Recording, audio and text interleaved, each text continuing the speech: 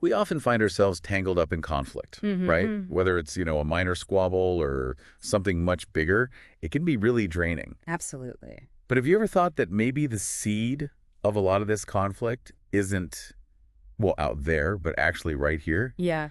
inside our own minds? Yeah. Imagine if, understanding that inner mechanism could actually fast-track us Yeah. to a calmer state, not just inside, but in our relationships, too. That's a really insightful way to kick things off, actually. And it leads us perfectly into what we're exploring today. Good. We're going to take a deep dive into a foundational early Buddhist text. It's called the Madhupiṇḍika Sutta. Madhupiṇḍika, yeah. It translates as the Ball of Honey Discourse. It's MN18, if anyone wants the reference. Ball of honey. I like that. Sounds kind of promising, doesn't it? It does. But, despite the sweet-sounding title, this teaching offers a really powerful analysis of how our minds actually construct conflict. Right. And more importantly, it shows us a path to stepping out of those patterns. Okay, so what makes this specific discourse, this ball of honey one, so central to understanding conflict in early Buddhist thinking? Well, what's really fascinating about it is that it doesn't just point fingers, not at external situations or other people. It digs deep into the internal workings, the mental processes that actually give rise to disharmony. And it introduces us to this really pivotal concept called papaññāka. Papaññā, okay. Now, this is where it gets a little bit nuanced. Papaññāka is a Pali term, right? And there isn't one single English word that perfectly captures it. One of those tricky ones. Exactly. The early texts themselves tend to illustrate its meaning through examples rather than like a strict dictionary definition. But understanding how papaññāka functions, that's where the real insight lies, not just knowing a translation. Okay, papaññāka. It sounds important, but maybe a bit slippery, like you said. What can you tell us about what it generally points to, and maybe some ways it's been understood or translated? Yeah, slippery is a good word for it. The essence of papaññāka is this idea of mental proliferation or complication. Complication, okay. Think of it like taking a relatively simple experience, right? Yeah. And then the mind just starts adding layers and layers to it, interpretations, judgments, assumptions, until it becomes this tangled web of thoughts and categories. I think I know that feeling. Some scholars have translated it as objectification, which highlights how we sort of solidify things in our minds, make them seem like concrete objects. Subjectification. Interesting. Others use terms like self-reflexive thinking, which emphasizes the way our thoughts can kind of loop back on themselves. Proliferation and complication, those really get at that sense of the mind just expanding on things, often unnecessarily. Right. And it's important to note, in Buddhist philosophy, papaññāka almost always has a negative connotation. It's seen as something that obscures our direct understanding and ultimately leads to suffering or dukkha. Complication really resonates with me. Feels like my mind does that constantly. So how does this process, this mental complication, actually turn into conflict, according to the sutta? Well, the Madhupiṇḍika Sutta, and you see echoes in other texts too, like in the Digha Nikaya and the Sutta Nipata, they outline a kind of chain reaction, a causal sequence. Okay, like dominoes falling. Exactly like dominoes. In MN18, it starts with phassa. That's the Pali word for sensory contact. Phassa, okay. This is just the basic meeting of our senses with the world. Seeing a sight, hearing a sound, smelling, tasting, touching, or even just a thought arising in the mind, that's contact. Got it. Simple enough so far. Then this contact gives rise to Vedana. That's feeling. Vedana. Feeling, like pleasant, unpleasant. Precisely. Pleasant, unpleasant, or neutral. Just that raw feeling tone that comes with the contact. Okay. Next comes Sanya. Perception. Think of this as the labeling process. The mind recognizes what it is. That's a blue shape. That's a loud noise. That's an unpleasant feeling. So naming it, basically. Naming it, recognizing it, yeah. And it's from there that vitakka arises. That's thinking or initial thought engagement. Vitakka, thinking. Right. Now, this is the crucial stage where papaññāka really takes root and starts to, well, proliferate. Here's where the complication engine starts up. That's it. It's the mental elaboration, the adding of all this stuff, interpretations, judgments, stories onto those initial perceptions and feelings. Right. And the result of all this Papaññāka, this complication, is that we become, as the text says, assailed by perceptions and categories of Papaññāka. We start relating to things through these complex mental filters, applying them to past memories, present experiences, future worries. Wow. So it really is like a domino effect. Mhm. Starts with something simple like seeing something, and then it escalates into this whole mental drama that ends up causing us trouble. It reminds me of how, a tiny comment someone makes can spiral into a huge argument entirely in my own head. That's a perfect everyday example of how this unfolds.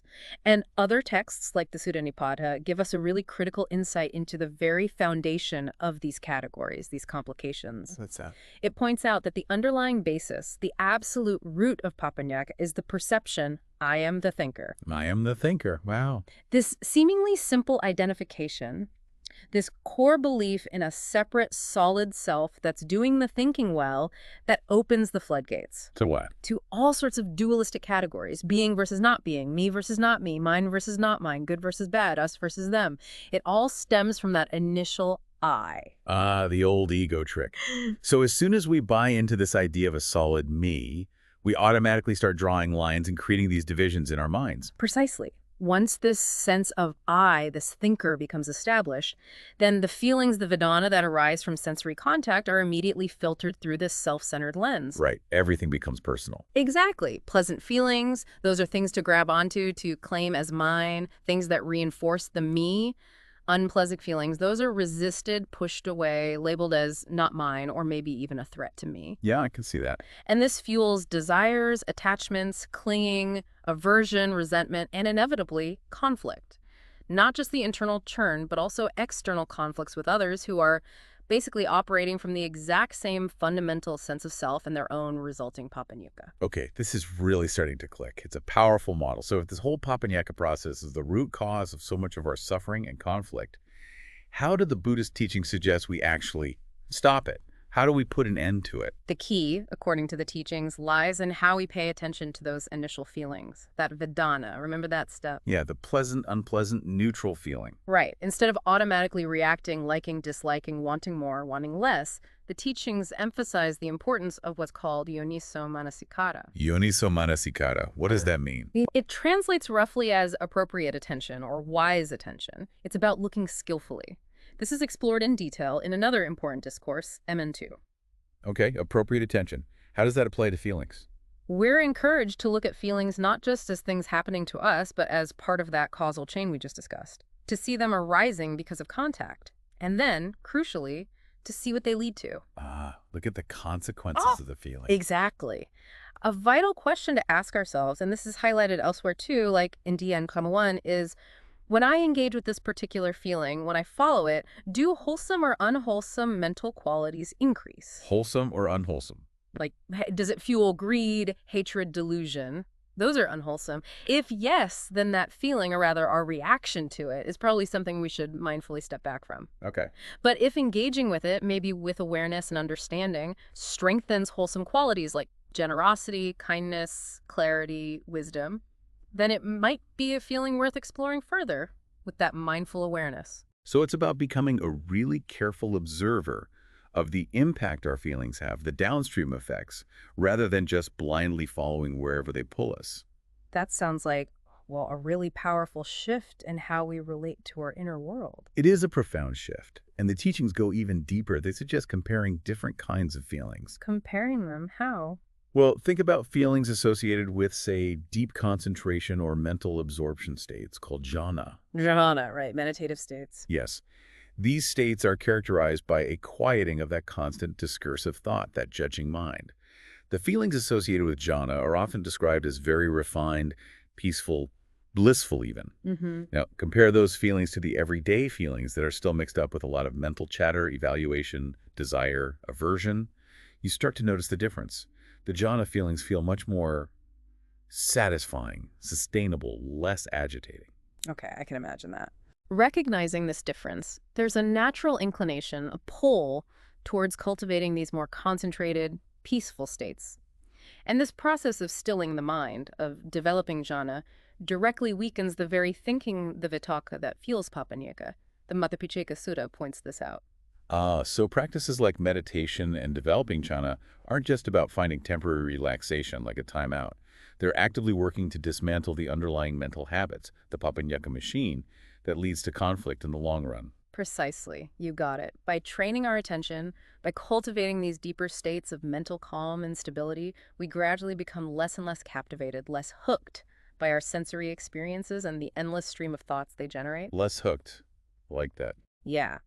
This leads to a sense of dispassion, or maybe better, detachment, not indifference, but freedom from that cycle of automatic craving and aversion. As this dispassion deepens, the very processes of feeling and thinking begin to quiet down. And eventually, this can lead to a really profound realization, what's described in the text as the cessation of the six sense spheres altogether. The whole process winds down. Wow. The cessation of the sense spheres. That sounds like a really, really significant transformation. It is indeed considered the culmination of the path in many ways. Now, you mentioned the sutta also recounts an encounter the Buddha had with someone. Hmm.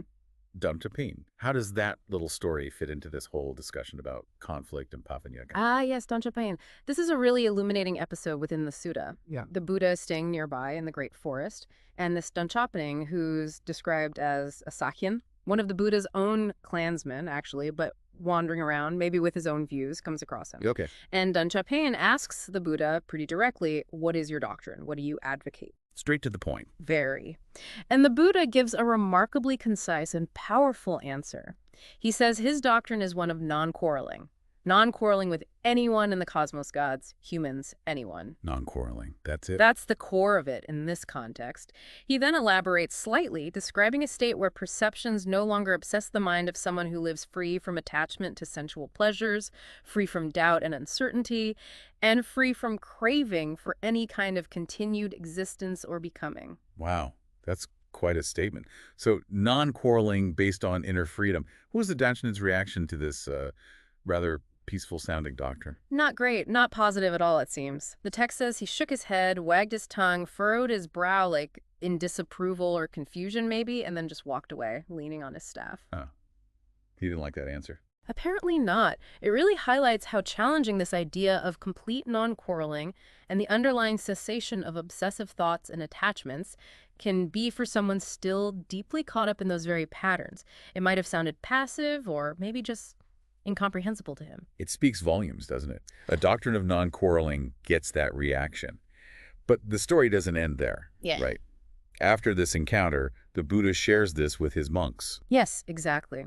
Later, when the Buddha comes out of his seclusion or meditation, he tells the monks about this exchange he had with Dattatam. And what did the monks make of it? Well, naturally, they're intrigued. One of the monks asks for a bit more detail. Can the Buddha elaborate on this teaching of non-quarreling and how these obsessions cease? And the Buddha explains that the very cause, the source, the condition by which these perceptions and categories of Papaññāka assail a person, if there is nothing found there to be relished, welcomed, or clung onto. Nothing to grab onto at the source? Right. If there's no clinging to the cause, then that, he says, is the end of all those underlying tendencies or obsessions we've been talking about. Obsessions related to passion, aversion, views, doubt, conceit, the deep desire for continued existence, and fundamental ignorance. They all unravel. And the end of conflict, too. Yes, he explicitly states that this absence of clinging also marks the end of taking up weapons, the end of arguments, quarrels, disputes, accusations, divisive speech, and falsehood. All forms of conflict, verbal and physical, cease when that root clinging is gone. So it all comes back again to letting go of that initial tendency to latch onto things, which then fuels the whole Papaññāka machine and leads to trouble. Precisely. That's the core mechanism. But, the Buddha's explanation to the monks at this point is still quite brief, quite condensed. Yeah. And the monks find themselves, well, a bit perplexed. They understand the words, maybe, but they realize the Buddha hasn't gone into a really detailed analysis of how this works, step by step. So they have an idea. They think, who among us here might be able to shed more light on this profound statement? Who really gets this stuff deeply? And they decide to approach the venerable Mahakaccana, right? He was known for his deep wisdom, his ability to unpack the Dhamma. Exactly right. Then, Mahakaccana was highly respected for his analytical skills and deep understanding. So the monks go to him, explain what the Buddha said, and ask him to elaborate on the meaning. And what does Mahakaccana say? Is he willing? Well, initially he expresses some hesitation. He's very humble. He uses this wonderful analogy to make his point. An analogy. Yeah. He says it's like someone who needs heartwood the strong essential core from a big tree.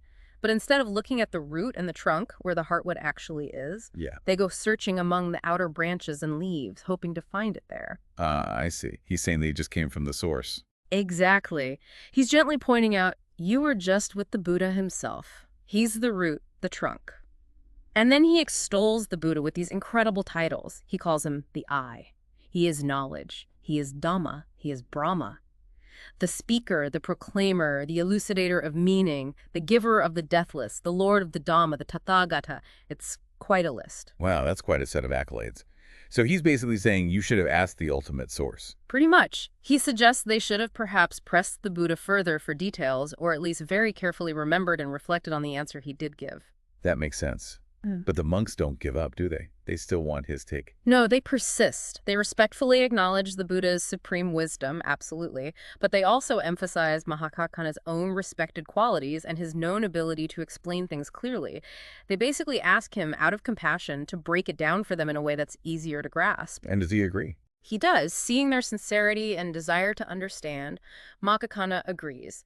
And then he provides a really detailed breakdown of how Papaññāķa rises through each of the 6 senses. Okay, now we get the details. Yes, he meticulously reiterates that sequence we discussed earlier. Contact, phassa, leading to feeling, vedana, leading to perception or labeling sanya, leading to thinking, vitakka, and then explicitly linking it, leading to papaññāķa. And he describes papaññāķa here using terms that imply complication, diversification, or objectification. By the proliferation. Exactly. He goes through it systematically for each sense door. Dependent on the eye and forms, eye consciousness arises. The meaning of the 3 is contact, phassa.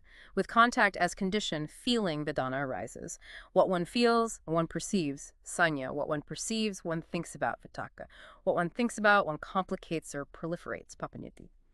And based on that proliferation, perceptions and categories born of Papaññāķa assail one regarding past, future, and present forms, cognizable through the eye. Wow, that's incredibly specific. And he does that for all 6 senses.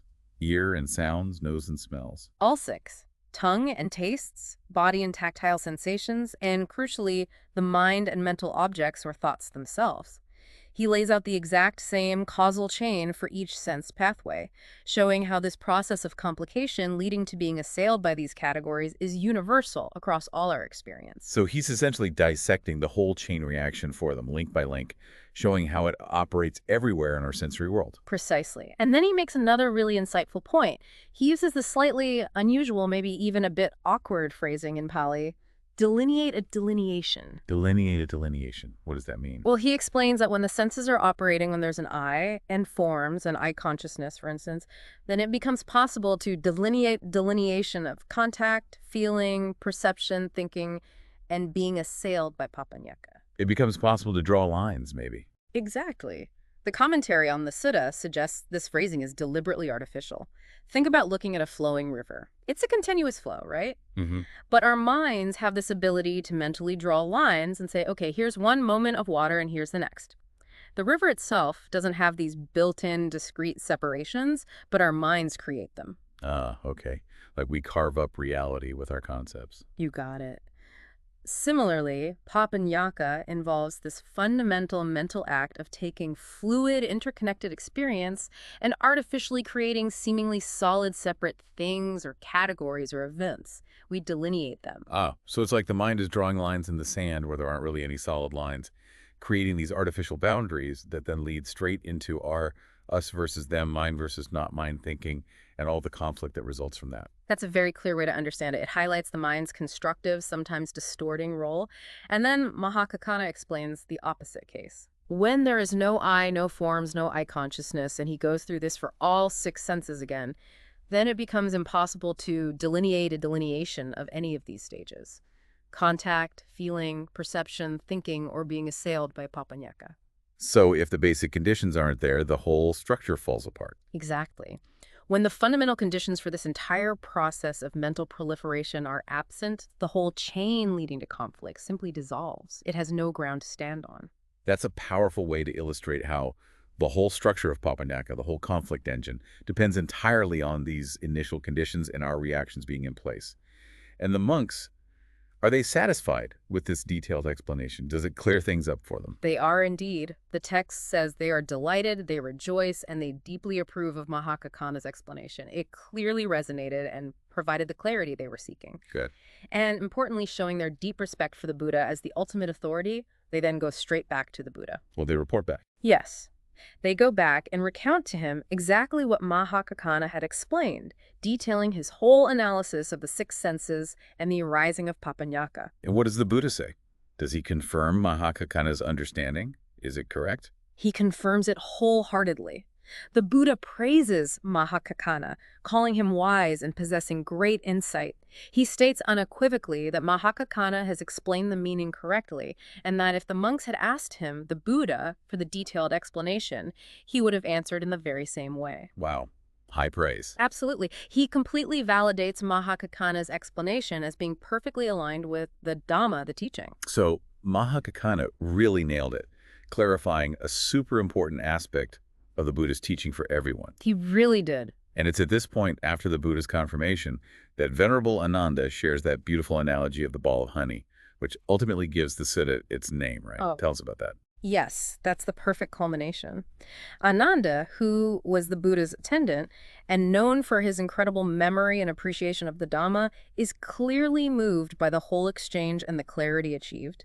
He says something like, "It's just like a person who is weak from hunger and thirst wandering along, and suddenly they come across a ball of honey." A ball of honey. Okay. No matter where they taste it from, Ananda continues, whether it's the edge, the middle, wherever, they will experience a sweet, delicious, satisfying flavor. Ah, nice. In the same way, he says, any disciple of noble family, no matter from which angle or which part they investigate the meaning of this Dhamma discourse with their wisdom, they will find gratification, they will find confidence and clarity. So the teaching itself is like the honey ball, satisfying and beneficial wherever you taste it. Exactly. Its meaning is consistently enriching and fulfilling.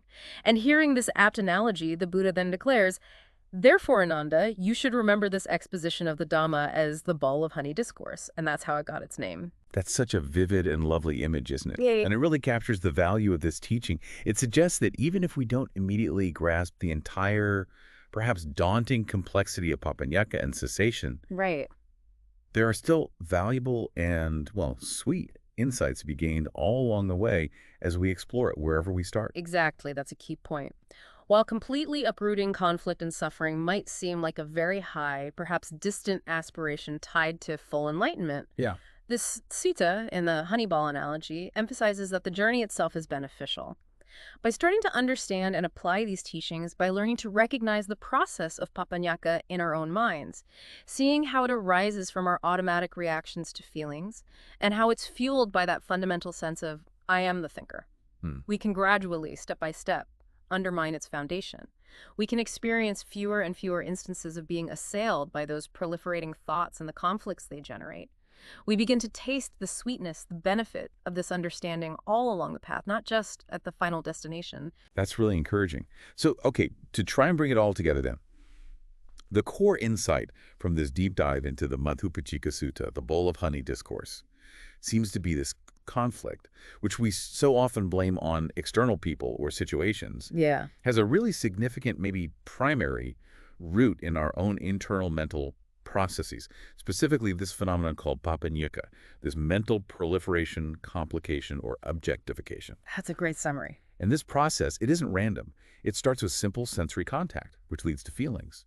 We then mentally label those feelings and the contact, think about them, and then boom, we elaborate, we complicate, we proliferate. Yeah. Papaññā. And this builds up into a whole web of categories, attachments, aversions, all fueled by that underlying, often unnoticed belief in a separate self who is doing the thinking and feeling. Perfectly put. That's the chain reaction. And this inner proliferation, this intertangling, then manifests outwardly as arguments, tension, stress, and outright contention. That's the connection. The inner generates the outer. And the way to interrupt this cycle, the path out, involves a really fundamental shift in how we relate to our own experience, especially how we relate to our feelings, that Vedana. Right. Not just reacting on autopilot. Exactly. Instead of that automatic clinging or pushing away, we learn to observe them with mindful awareness, that yoniso manasikara, appropriate attention, seeing them as part of a causal process, discerning skillfully whether our engagement with them leads towards wholesome states like peace and clarity, or unwholesome ones like greed and anger. Mhm. And through practices that cultivate focused attention and quiet the mind, things like meditation, developing concentration, maybe even jhana, we gradually weaken the grip, the allure of papaññāka. We move step by step towards that state the Buddha described to Dantachchen, a state of non-quarreling, rooted in inner freedom and peace. It's a really coherent and practical framework when you lay it out like that. So I guess the final thought for our listeners, the food for thought, might be something like this. Considering this deep dive, where might you see this process of objectification, this papaññāka, this mental snowballing, playing out in your own thoughts and interactions day to day? That's the crucial question for self-reflection, isn't it? Yeah. And perhaps, how might a conscious shift, even a small one, in how you attend to your feelings, noticing their arising, their effects, how might that begin to change those dynamics? Lessen the conflict, maybe. These are the inquiries that make the teaching come alive. The Madhupiṇḍika Sutta offers us this profound map for understanding the origins of our own conflicts, inner and outer. By gaining insight into papaññāka, we really do equip ourselves with a powerful tool. A tool for navigating things differently. Exactly, for navigating not only our inner landscape, but also our relationships with others more skillfully. It definitely encourages us to keep exploring these foundational Buddhist teachings and to really consider how this ancient wisdom can be practically, tangibly applied in our modern lives to cultivate just a bit more peace, a bit more understanding. A truly enriching exploration, and definitely some honey in there to taste.